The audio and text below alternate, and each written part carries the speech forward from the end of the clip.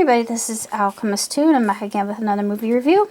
I just recently watched the Coconuts, and this is actually the first film that the Marx Brothers did in 1929 that turned out to be their breakaway hit into cinema. And of course the songs were written by none other than Irving Berlin. And I would love to do a cover of When My Dreams Come True, because I personally think that's a really beautiful song. And we actually get a chance to see Harpo play the harp to that, and really quite magnificently, mind you. It's just something that I don't think anybody could ever imitate. It's just his finesse in playing the harp is just remarkable. It's truly something to just be awestruck by and inspired by, and just how he moves his fingers is it's breathtaking. As a fellow musician, I'm just staring I'm thinking, his fingers are so fleet on the strings. How is he doing that? And then, of course, he plays, I think it's the oboe. I thought it was clarinet. I couldn't tell whether it was a reed, so I'm not certain. Probably oboe, because it sounded like an oboe, so I'm assuming it was an oboe. And, of course, that's the first time we actually hear him play. And Chico plays a Steinway, which brought back a lot of memories for me. And he plays a classical melody on it. So it's actually very true in Harpo Speaks when they speak about, well, Adolf actually writes about how they came into a family that was raised from vaudeville roots and burlesque, and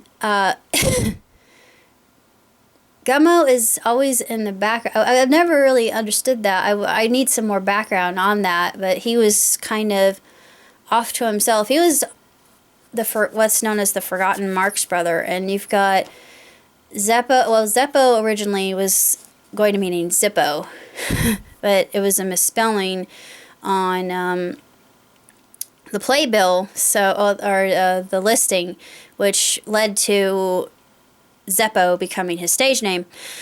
And yeah, I always thought that was very interesting. And of course, we get to see him throw a gookie, and the book talks about how the gookie was incorporated, and that always, if nothing else, worked for a laugh. It was the last resort, but it's always funny. And just seeing them together on screen, and of course, Zeppo had more of a cameo role in this one. It was mainly the three that we all have come to know and love. And Groucho takes limelight, of course, because everybody knows who Groucho Marx is. And his lines are just absolutely hysterical. And one of the lines they talk about,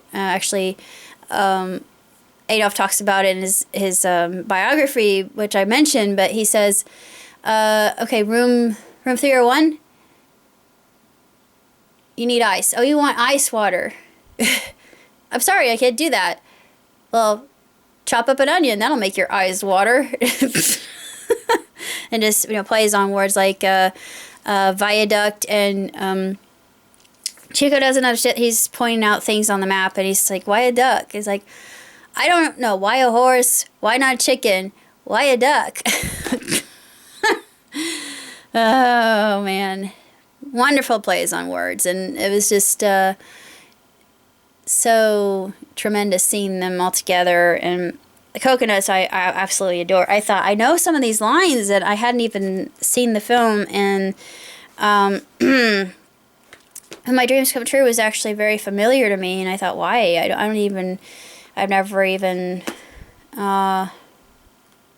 seen the film. I'm just getting introduced.